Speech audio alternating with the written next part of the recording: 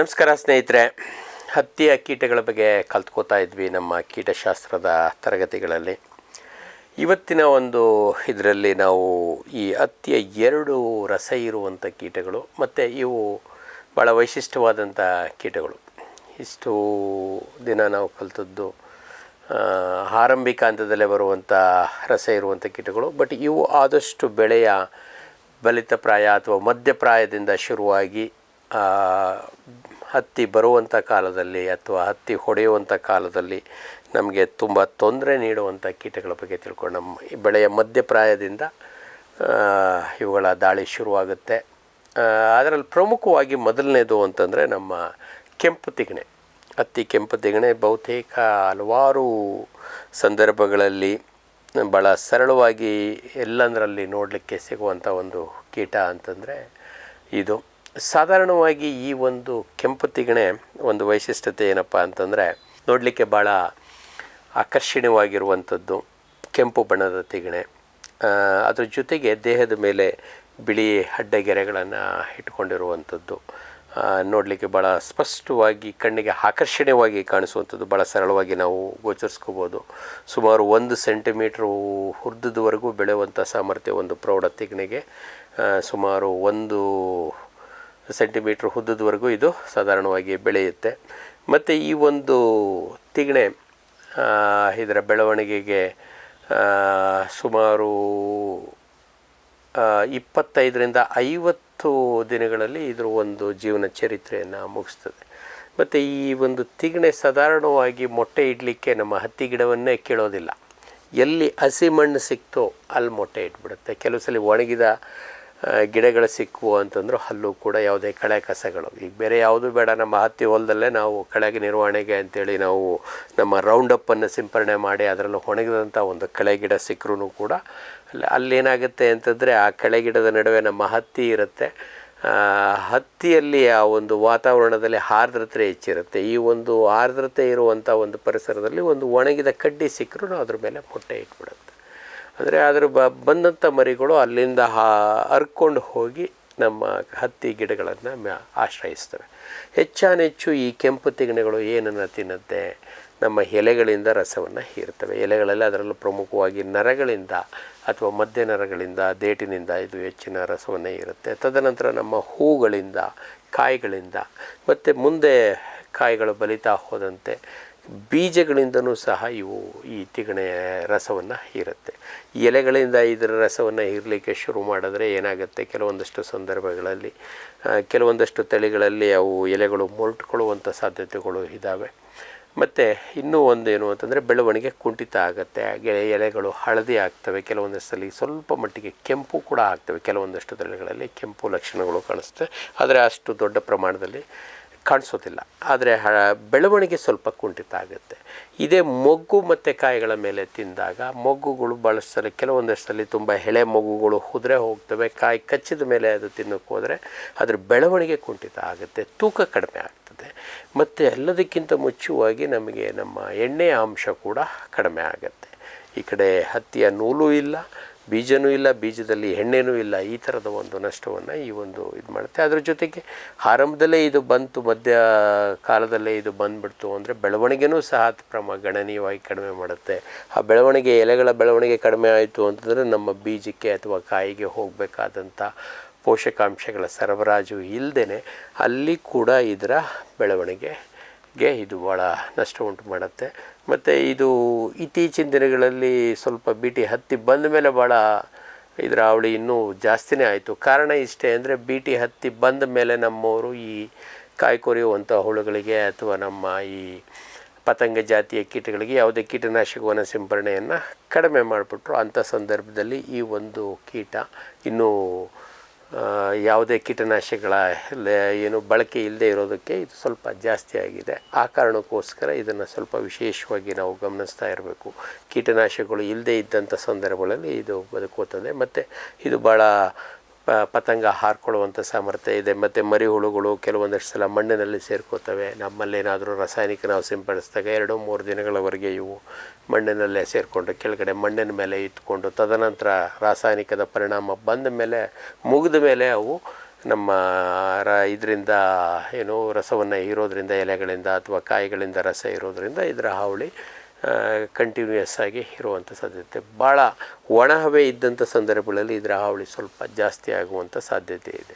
ಹದವಾದ ಹಸಿ ಇದ್ದಾಗ ಬೀಜ ಅಥವಾ ಮೊಟ್ಟೆ ಇಡಲಿಕ್ಕೆ ಇದರ ಅವಶ್ಯಕತೆ ಇದೆ. ಆದರೆ ಮರಿಹುಳುಗಳು ಒಣ ಹವೆಯಲ್ಲಿ ಇದು ಹೆಚ್ಚು ಬೆಳೆಯುವಂಥ ಸಾಧ್ಯತೆಗಳು ಹೆಚ್ಚಾಗಿರ್ತವೆ. ಇದು ಈ ಒಂದು ಕೆಂಪು ತಿಗಣೆಯ ಒಂದು ಹಾವಳಿ. ಅದೇ ರೀತಿ ಈ ಒಂದು ಕೆಂಪು ತಿಗಣೆಯ ಒಂದು ಏನು ಜೀವನ ಚರಿತ್ರೆ ಹೇಗಿರುತ್ತಪ್ಪ ಅಂತಂದರೆ, ನಾನು ಈಗಾಗಲೇ ಹೇಳ್ದಂಗೆ ಸುಮಾರು 100ರಿಂದ 130 ಮೊಟ್ಟೆಗಳನ್ನು ಇಡುವಂಥ ಸಾಮರ್ಥ್ಯ ಒಂದು ತಿಗಣೆಗೆ ಇರುತ್ತೆ. ಸಾಧಾರಣವಾಗಿ ಮೊಟ್ಟೆಗಳು ಸುಮಾರು 7ರಿಂದ 8 ದಿನಗಳಲ್ಲಿ ಕಾವನ್ನು ಇರ್ತವೆ. ಅಂದರೆ ಇದರ ತತ್ಯ ಅವಧಿ ಅಥವಾ ಮೊಟ್ಟೆ ಅವಧಿ 7ರಿಂದ 8 ದಿನಗಳು, ಅಂದರೆ ಒಂದು ವಾರದಲ್ಲಿ ಈ ಒಂದು ಮೊಟ್ಟೆ ಮರಿಯಾಗಿ ಬದಲಾವಣೆ ಆಗ್ತದೆ. ತದನಂತರ ಈ ಒಂದು ಕೆಂಪು ತಿಗಣೆಯ ಮರಿಗಳು ಅಲ್ಲಿಂದ ಹರಿದು ಅದು ಮಣ್ಣಿನಲ್ಲಿತ್ತು ಅಂದರೆ ಅಥವಾ ನಮ್ಮ ಗಿಡದ ಮೇಲೆ ಇತ್ತು ಅಂದರೆ ನಂತರ ನಮ್ಮ ಇದಕ್ಕೆ ಹರ್ಕೋತಾ ಬರ್ತವೆ. ಬಹುತೇಕ ಸಂದರ್ಭಗಳಲ್ಲಿ ಇದು ನಮ್ಮ ಹತ್ತಿ ಮೇಲೆ ಮೊಟ್ಟೆ ಇಡುವಂಥ ಸಂದರ್ಭಗಳು ತುಂಬ ವಿರಳ. ಅಲ್ಲಿಂದ ಇವು ನಾನು ಆಗಲೇ ಹೇಳಿದ ಹಾಗೆ ರಸ ಹೀರ್ಕೋತ ಎಲೆಗಳಾಗಿರ್ಬೋದು ಅಥವಾ ನಮ್ಮ ಕಾಯಿಗಳಾಗಿರ್ಬೋದು ಅಥವಾ ಮೊಗ್ಗುಗಳಾಗಿರ್ಬೋದು ಅದರುಗಳ ಮೇಲೆ ರಸವನ್ನು ಹೀರ್ಕೋತಾ ಬೆಳವಣಿಗೆಯನ್ನು ಹೊಂದುತ್ತದೆ. ಸುಮಾರು 5 ಬಾರಿ ಇದು ಒಂದು ಪೊರೆಯನ್ನು ಕಳಚಿ 5 ಮರಿಹುಳ ಪೊರೆಯನ್ನು ಕಳಚಿ ಸುಮಾರು ಪ್ರತಿ ಒಂದು ಹಂತವೂ ಕೂಡ ಕನಿಷ್ಠ 5ರಿಂದ 7 ದಿನಗಳವರೆಗೆ ಒಂದೊಂದು ಹಂತವನ್ನು ಮರಿಹುಳುವಿನ ಅಪ್ಸರೆ ಹಂತವನ್ನು ಕಳೆದು ಸುಮಾರು 5 ಬಾರಿ ಪೊರೆಯನ್ನು ಕಳಚಿ 50ರಿಂದ 90 ದಿನಗಳಲ್ಲಿ ಇದು ಒಂದು ಸಂತತಿಯನ್ನು ಮುಗಿಸ್ತದೆ. ಒಂದು ತಲೆಮಾರು ಮುಗಿಲಿಕ್ಕೆ ಕನಿಷ್ಠ 50ರಿಂದ 90 ದಿನಗಳು ಇದಕ್ಕೆ ಅವಶ್ಯಕತೆ ಇದೆ. ಮತ್ತು ಸಾಧಾರಣವಾಗಿ ಎಲ್ಲ ಕೀಟಗಳಲ್ಲಿರುವಂತೆ ಗಂಡು ಹುಳುಗಳು ಸಣ್ಣವಿರ್ತವೆ, ಈಗ ಹೆಣ್ಣು ಹುಳುಗಳು ದೊಡ್ಡದಿರ್ತವೆ. ಮತ್ತು ಹೆಣ್ಣು ಹುಳುವಿನ ಹೊಟ್ಟೆ ಸ್ವಲ್ಪ ದೊಡ್ಡದಿರುತ್ತೆ, ಯಾಕೆಂದರೆ ಒಳಗಡೆ ಮೊಟ್ಟೆ ಇರ್ತವೆ. ಈ ಕಾರಣಕ್ಕೋಸ್ಕರ ಇವುಗಳ ಒಂದು ಸಾಧಾರಣವಾಗಿ ಹೆಣ್ಣು ಹುಳುಗಳಿಗೆ ಮೊಟ್ಟೆಗಳನ್ನು ಬೆಳೆಸುವಂಥ ಒಂದು ಜವಾಬ್ದಾರಿ ಇರೋದರಿಂದ ಅದರ ದೇಹವು ಕೂಡ ಚೆನ್ನಾಗಿ ಬಲಿಷ್ಠವಾಗಿ ಬೆಳೆದ್ರಷ್ಟೇ ಆ ಮೊಟ್ಟೆಗಳಿಗೆ ಪೋಷಣೆ ಕೊಡೋದಕ್ಕೆ ಸಾಧ್ಯ ಇರೋದರಿಂದ ಅದು ದೇಹದಲ್ಲಿ ಸ್ವಲ್ಪ ದೊಡ್ಡದಿರುತ್ತೆ. ಬಟ್ ನಮಗೆ ಅದು ಗಂಡು ಯಾವುದು ಹೆಣ್ಣು ಯಾವುದು ಅಂತ ಗುರ್ಸೋದಕ್ಕೆ ಅವುಗಳ ದೇಹದ ಗಾತ್ರದ ಮೇಲೆ ಇದು ಗಂಡು ಕೀಟ ಹೆಣ್ಣು ಕೀಟ ಅಂತ ಒಂದು ಗುರ್ಸೋದು ಭಾಳ easy.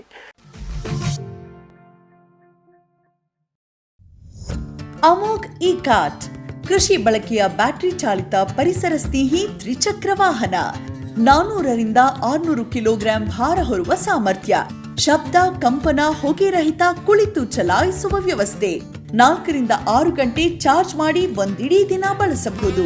Reverse gear, hydraulic lift, ಸುಲಭ ಚಾಲನೆ ಮತ್ತು ನಿರ್ವಹಣೆ. ಓಡಾಡಲು 3.5 ಅಡಿ ಅಗಲ ಸಾಕು. ಪಲ್ಟಿ ಆಗದಂತ ರಚನೆ. ಅಡಿಕೆ ತೋಟಕ್ಕೆ ಹೇಳಿ ಮಾಡಿಸಿದ್ದು. Sprayer, tiller, washer, brush cutter, earth auger ಜೋಡಿಸಬಹುದು. 1ರಿಂದ 3 ವರ್ಷಗಳ warranty. Made in Sirsi, made in India. Farm TV ವೀಕ್ಷಕರಿಗೆ ಆಕರ್ಷಕ ಡಿಸ್ಕೌಂಟ್. ಫ್ಯೂಚರ್ ಬಯೋಟೆಕ್ ಸಾವಯವ ಕೃಷಿಯ ವೇಗವರ್ಧಕ. ಪೋಷಕಾಂಶ ಪೂರೈಕೆಗೆ ಎನ್ಪಿಕೆ ಕಲ್ಚರ್, ವ್ಯಾಮ್, ಪಿಎಸ್ಪಿ ಮತ್ತು ಕೆಎಂಬಿ. ಜೈವಿಕ ರೋಗ ಕೀಟ ನಿಯಂತ್ರಣಕ್ಕೆ ಟ್ರೈಕೋಡರ್ಮಾ, ಸೂಡೋಮನಾಸ್. ಸಾವಯವ ಗೊಬ್ಬರ ಉತ್ಪಾದನೆಗೆ ಕಾಂಪೋಸ್ಟ್ ಕಲ್ಚರ್. ಹೂವು ಕಾಯಿ ಉದುರುವ ಸಮಸ್ಯೆಗೆ ಕಾಮಧೇನು ಮತ್ತು ಸತ್ವ. ಮಣ್ಣಿನ ಆರೋಗ್ಯ ವೃದ್ಧಿಗೆ future biotech, Dharwad.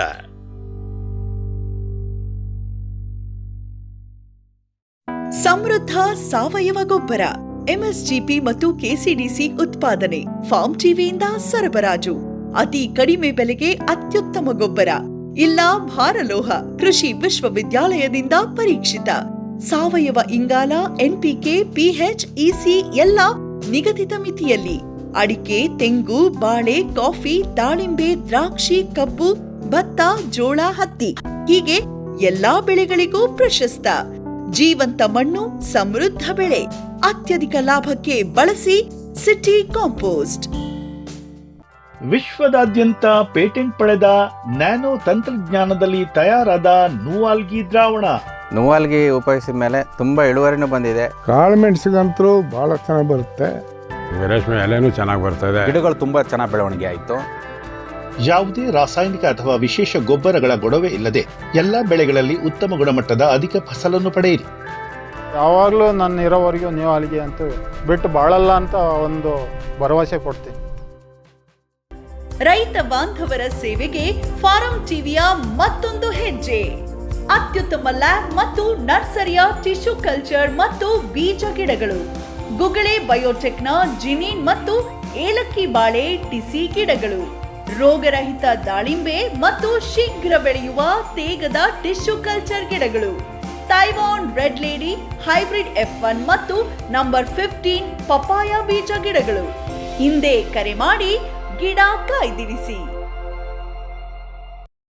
Green ಪ್ಲಾಸ್ಟ್ ISI ಪ್ರಮಾಣೀಕೃತ ಪರಿಶುದ್ಧ HDPE ಜಿಯೋ ಮೆಂಬ್ರೇನ್ ಪಾಂಡ್ ಲೈನರ್ಗಳು ಕೃಷಿ ಹೊಂಡ, ಕೆರೆ, ಕಾಲುವೆ, ಮೀನುಕೊಳ, ಸ್ಪಿರುಲಿನಾ ಹೊಂಡಗಳಿಗೆ ಬೇಕಾದ ಆಕಾರ ಮತ್ತು ವಿಸ್ತೀರ್ಣಗಳಲ್ಲಿ ಸರ್ಕಾರದ ಸಬ್ಸಿಡಿ ಯೋಜನೆಯಡಿ ಲಭ್ಯ.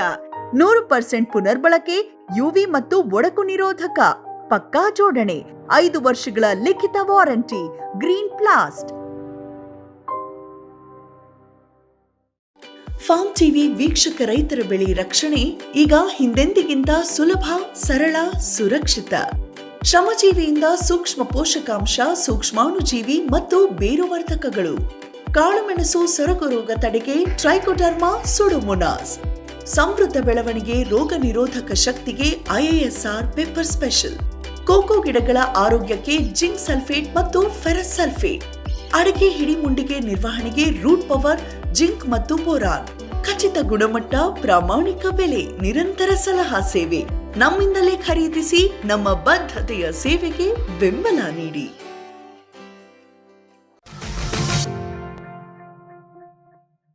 ಇದೇ ರೀತಿ ಇನ್ನೊಂದು ಕೀಟ ನಮ್ಮ ಹತ್ತಿಗೆ ಬರುವಂಥದ್ದು, ಅದು ಪ್ರಮುಖವಾಗಿ ಬೆಳೆ ಇನ್ನೇನು ಮುಗಿಲಿಕ್ಕೆ ಬಂದಿದೆ ಅನ್ನುವಂಥ ಸಂದರ್ಭದಲ್ಲಿ, ಇನ್ನೇನು ಸ್ವಲ್ಪ ದಿನದಲ್ಲೇ ನಮ್ಮ ಹತ್ತಿ ಬಂತು, ಕಾಯಿ ಕೀಳೋ ಕೊಯ್ಯೋದಕ್ಕೆ ನಾವು ಹೋಗಬೇಕು, ಹತ್ತಿ ಹರಳ್ತಾ ಇದೆ ಅನ್ನುವಂಥ ಸಂದರ್ಭದಲ್ಲಿ ಶುರುವಾಗುವಂಥದ್ದು ಅಂತಂದರೆ ನಮ್ಮ ಮಾಸಲು ಹತ್ತಿ ಅಥವಾ ಮಾಸಲು ಹತ್ತಿ ತಿಗಣೆ ಅಥವಾ ಮಾಸಲು ನುಸುಕು ಹತ್ತಿ ತಿಗಣೆ ಅಂತಲೇ ಹೆಸರು ಕರಿತೀವಿ. ಯಾಕೆಂದರೆ ನುಸುಕು ಅಂತ ಯಾಕೆ ಅಂತಂದರೆ ಭಾಳ ಸಣ್ಣದಿದು, ಸುಮಾರು 0.5 ಮಿಲಿಮೀಟ್ರ್ ಗಾತ್ರದ ಒಂದು ತಿಗಣೆ, ಸಾಧಾರಣವಾಗಿ ಕಪ್ಪು ದೇಹದ ಈ ಒಂದು ಕಿರಣೆ, ಯಾವುದೇ ಬಣ್ಣ ಇಲ್ಲದೆ ಇರುವಂಥ ರೆಕ್ಕೆಗಳನ್ನು ಹೊಂದಿರ್ತದೆ, ತಿಳಿ ಗಪ್ಪು ಬಣ್ಣದ ಈ ಒಂದು ತಿಗಣೆ.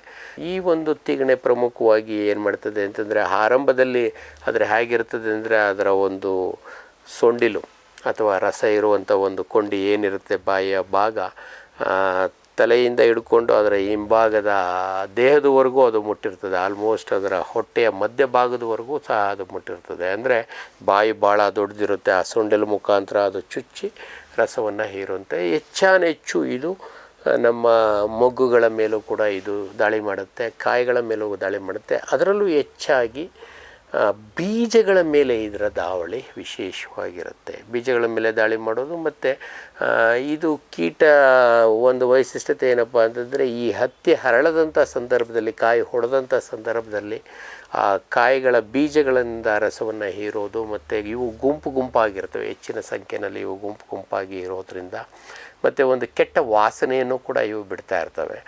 ಮತ್ತು ನಮ್ಮ ಹತ್ತಿಯ ಮೇಲೆ ಇವುಗಳ ಕಸದಿಂದಾಗಿ ಅಥವಾ ಇದು ಸುರಿಸುವಂಥ ಜೊಲ್ಲಿನಿಂದಾಗಿ ಈ ಬೇರೆ ಈ ಒಂದು ನಮ್ಮ ಶಿಲೀಂಧ್ರಗಳಾಗಿರ್ಬೋದು ಅಥವಾ ನಮ್ಮ ಬ್ಯಾಕ್ಟೀರಿಯಾಗಳು, ದುಂಡಾಣುಗಳು ಕೂಡ ಆ ಹತ್ತಿ ಬೀಜದ ಮೇಲೆ ಅಥವಾ ನಮ್ಮ ನೂಲಿನ ಮೇಲೆ ಬೆಳವಣಿಗೆಯನ್ನು ಹೊಂದೋದಕ್ಕೆ ಶುರು ಮಾಡಿದಾಗ ಅದ್ರ ಮೇಲೆ ಬೇರೆ ಬಣ್ಣವೇ ಬದಲಾಗೋಗ್ತದೆ. ಇದರಿಂದ ಆಗುವಂಥ ತೊಂದರೆ ಏನಂತಂದರೆ, ಈ ಒಂದು ಕೀಟ ಬಂದಿತ್ತು ಅಂದರೆ ನಮ್ಮ ಕಾಯಿ ಕೊರೆಯುವಂಥ ಕಾಯಿ ಕೀಳುವಂಥ ಕಾರ್ಮಿಕರು ಕೂಡ ಹತ್ತಿ ಬಿಡಿಸ್ಲಿಕ್ಕೆ ನಮ್ಮ ತೋಟಕ್ಕೆ ಅಥವಾ ನಮ್ಮ ಜಮೀನಿಗೆ ಬರೋದಕ್ಕೆ ಹಿಂದೇಟಾಗ್ತಾರೆ. ಮತ್ತು ಇವು ಕೂಡ ಒಂದು ವಾಸನೆ, ಆ ಜಮೀನಿನಲ್ಲಿ ಇದ್ದಾವೆ ಅಂದ್ರೇ ವಾಸನೆ ಬರ್ತಾ ಇರುತ್ತೆ. ಮತ್ತು ಅವುಗಳನ್ನು ನಾವು ಕೈಯಿಂದ ಕಿತ್ತಾಗ ಅದರ ವಾಸನೆ ಇನ್ನೂ ಜಾಸ್ತಿ ಆಗುತ್ತೆ.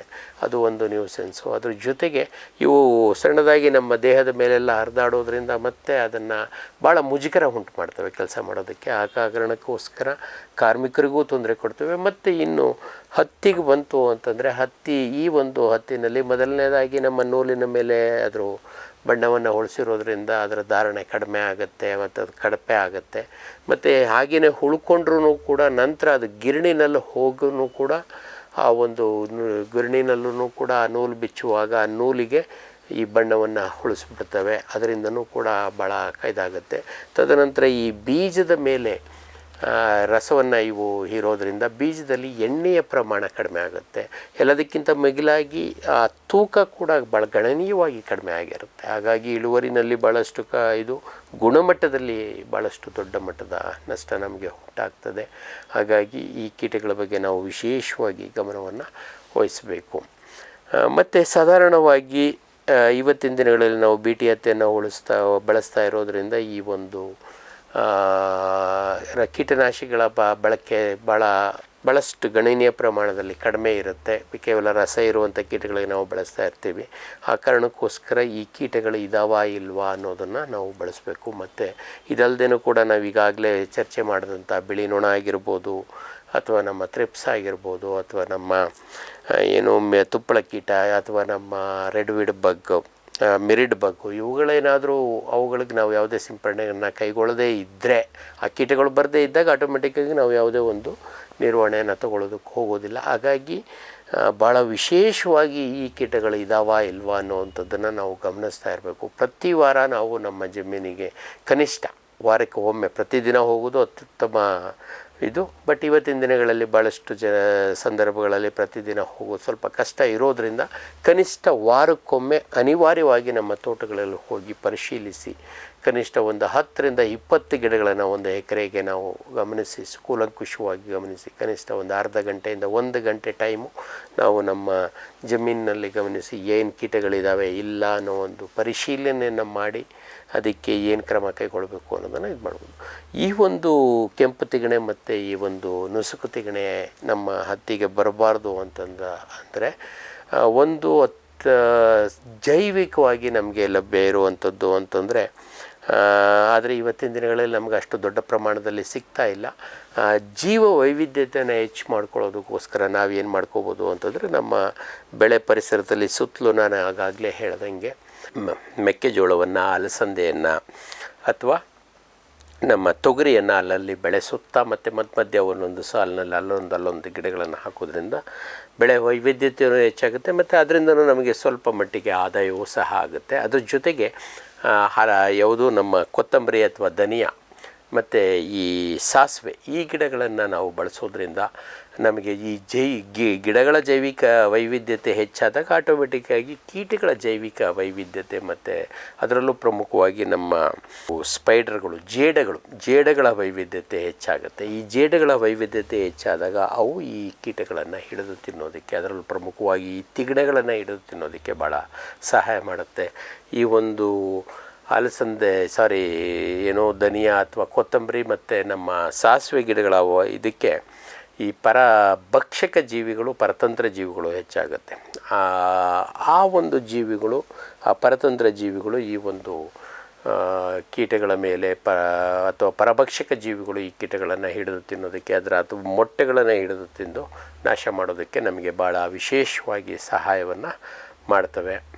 ಇದು ಆದಾಗ ಅನಿವಾರ್ಯ ಅನಿಸಿದಾಗ ಭಾಳ ಸರಳವಾಗಿ ನಾವು ನಮ್ಮ ಅಜರ್ಡಕ್ಟಿನ್ ಅಥವಾ ಬೇವಿನ ಎಣ್ಣೆ ಅಥವಾ ಮೀನೆಣ್ಣೆ, ಈ ಸಾಬೂನುಗಳನ್ನು ಬಳಸ್ಕೊಂಡು ರಾಸಾಯನಿಕ ರಹಿತವಾಗಿ ಈ ಕೀಟಗಳನ್ನು ನಿರ್ವಹಣೆ ಮಾಡೋದಕ್ಕೆ ಭಾಳ ಸರಳವಾದ ಕ್ರಮ, ಭಾಳ ಪರಿಣಾಮಕಾರಿಯಾಗಿ ಅವುಗಳನ್ನು ನಿರ್ವಹಣೆ ಮಾಡ್ಬೋದು. ಬೇವಿನ ಎಣ್ಣೆ ಇರ್ಬೋದು, ಅಥವಾ ಹೊಂಗೆ ಎಣ್ಣೆ ಇರ್ಬೋದು, ಅಥವಾ ನಮ್ಮ ಮೀನೆಣ್ಣೆ ಇರ್ಬೋದು, ಭಾಳ ಸರಳವಾದ್ದು. ಅಥವಾ ತಮ್ಮಲ್ಲೇನಾದರೂ ಅನುಕೂಲ ಇತ್ತು, ಕಾರ್ಮಿಕರ ಲಭ್ಯತೆ ಚೆನ್ನಾಗಿದೆ ಅಂತಂದರೆ ಈ ನಮ್ಮ ಲಕ್ಕಿ ಸೊಪ್ಪು ಅಥವಾ ಬೇವಿನ ಸೊಪ್ಪು ಇವುಗಳ ಕಷಾಯವನ್ನು ಆದರೂ ಮಾಡ್ಕೋಬೋದು. ನಾವು ಅದನ್ನು ಕರಗಿಸಿ ರುಬ್ಬಿ ಅದನ್ನು 5% ಪ್ರಮಾಣದಲ್ಲಿ, ಅಂದರೆ 100 ಲೀಟ್ರ್ ನೀರಿಗೆ ಸುಮಾರು 5ರಿಂದ 10 kgಯಷ್ಟು ಸೊಪ್ಪನ್ನು ರುಬ್ಬಿ ಒಂದು ರಾತ್ರಿ ನೆನೆಸಿಟ್ಟು ನಂತರ ಅದನ್ನು ಸೋಸ್ಕೊಂಡು ಸಿಂಪರಣೆ ಮಾಡ್ಬೋದು. ಅಥವಾ ಸೋಸಲಿಕ್ಕೆ ಅಥವಾ ಗ್ರೈಂಡ್ ಮಾಡಲಿಕ್ಕೆ ಅಥವಾ ರುಬ್ಬೋದಕ್ಕೆ ತಮಗೆ ಅವಕಾಶ ಇಲ್ಲ ಅಂತಂದರೆ ಈ ಒಂದು ಸೊಪ್ಪುಗಳನ್ನು ಕನಿಷ್ಠ ಒಂದು ವಾರದಿಂದ 20 ದಿನ 30 ದಿನಗಳ ಕಾಲ ಒಂದು ಡ್ರಮ್ನಲ್ಲಿ ನೀರಿನಲ್ಲಿ ನೆನೆಸಿ